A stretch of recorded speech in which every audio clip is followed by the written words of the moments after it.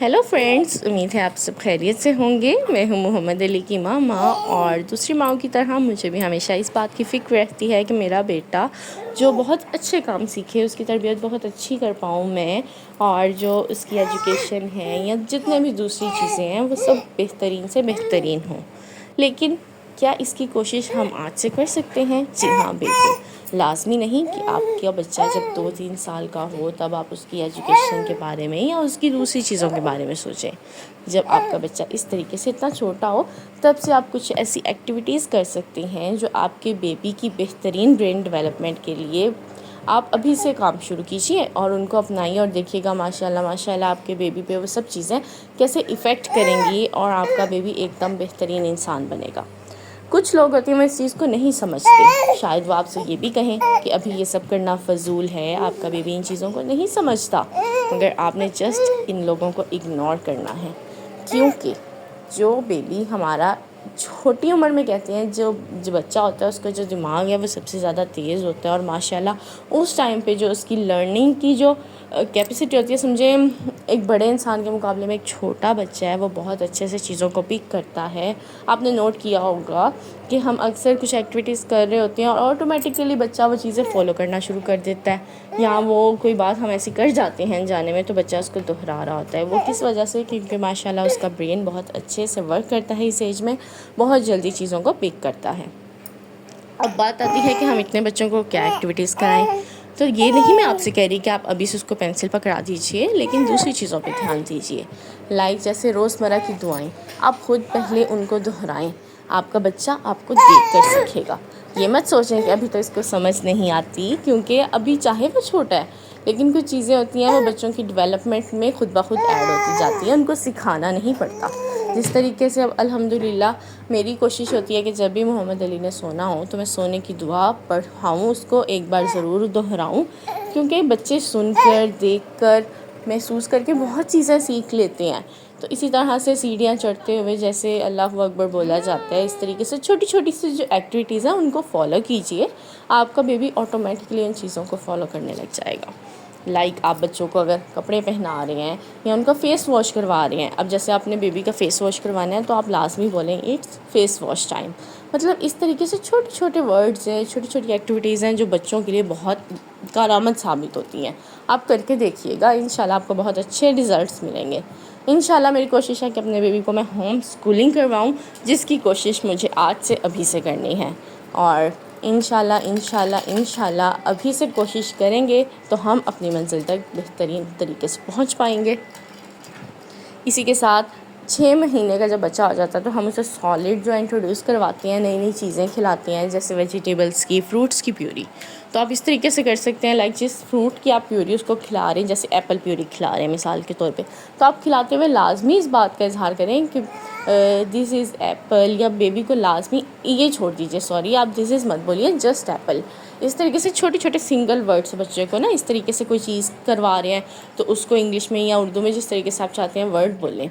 Baby को colours introduce करवाएं, like कपड़े पहनाते हुए कि आज हम रेड कलर पहनेंगे, आज हम ब्लैक कलर पहनेंगे, आज हम ये प्ले करेंगे, ये बॉल है। इस तरीके से छोटी छोटी, ये स्पून है, ये खाने का टाइम है। इस तरीके से बेबी से बातें कीजिए, चाहे वो आगे से नहीं आपकी बात समझ आए लेकिन आप ज़रूर कीजिए। अगर बेटा आपका जो है वो बच्चा हूँ हाँ हाँ करना शुरू कर देता है तो आप उसको आगे से जवाब दीजिए, हूँ हाँ कीजिए, जिससे उसकी जो कन्वर्सेशन है, उसकी जो टॉकिंग एबिलिटी है वो बहुत अच्छे से स्ट्रॉन्ग हो जाती है। तो इसी तरीके से जब छोटा बच्चा है वो बोलने की कोशिश करे तो आप कोशिश कीजिए कि उसको उसकी बातों के जवाब दीजिए। इसी तरह से सिंगल सिंगल वर्ड्स, या फिर आप एक काम भी ज़रूर कीजिए, लाइक अब जैसे आप अपने बच्चे को, जैसे उसके दादा जाना है, दादी जाना है, डेली आप फेस जब वो सामने हो तो बेबी को उनकी तरफ पॉइंट करके बताएं, ये लें दादा जान आ गए, दादी जान ये कर रही हैं, फूफो जी आ गई, फूफो जान ये कर रही हैं। इस तरीके से इन वर्ड्स को बार बार दोहराइए उसके सामने, इससे बहुत अच्छा इफ़ेक्ट पड़ता है। जिस तरीके से अब ये बाबा जान आ गए हैं, बाबा जान साथ खेलते हैं, हम ये करते हैं, या ये खाने का टाइम है, ये सोने का टाइम है, इस तरीके से अपने बेटे से बात कीजिए, उनसे जो चीज़ें वो डिस्कस कीजिए। ये बच्चे के लिए बेहतरीन साबित होती हैं, उसकी ब्रेन डेवलपमेंट के लिए। ये चीज़ें तो मैंने काफ़ी टाइम से करनी शुरू कर दी थी, थोड़ी थोड़ी करके, मगर क्योंकि अब एक ऐसा टाइम आ चुका है कि अब मुझे इन चीज़ों को बहुत अच्छे से फॉलो करना है, क्योंकि अब मैं चाहती हूँ कि ये चीज़ें एक रूटीन में ऐड हो जाएं, और मैं चाहती हूँ जैसे मैं चाहती हूँ वैसे दूसरे भी बहुत से लोग हैं कुछ चीज़ें करना चाहते हैं, लेकिन यही बात है कि लोग नहीं समझते इस चीज़ को। वो कहते हैं कि बच्चा छोटा है, इन चीज़ों का भी क्या फ़ायदा, लेकिन उन्हें नहीं पता कि इस टाइम की जो की गई चीज़ें हैं उन्हीं का ही तो फ़ायदा है। तो उम्मीद है आपको मेरी बात समझ आई होगी, और इस तरह से दूसरी जो मदर्स हैं वो भी मुझे एडवाइस दे सकते हैं कमेंट्स में आके कि कौन कौन सी एक्टिविटीज़ हम मज़ीद बच्चों को करवा सकते हैं जो मेरे बच्चे के लिए, आपके बच्चे के लिए बेहतरीन साबित हो। इंशाल्लाह ये प्लेटफॉर्म बनाने का मकसद जस्ट यही था कि बच्चे को आप किस तरीके से सब चीज़ें खुद से करवाएं, या जैसे अब हमारा जो सोसाइटी है ज़्यादातर बेस्ट कहा जाता है कि होम स्कूलिंग।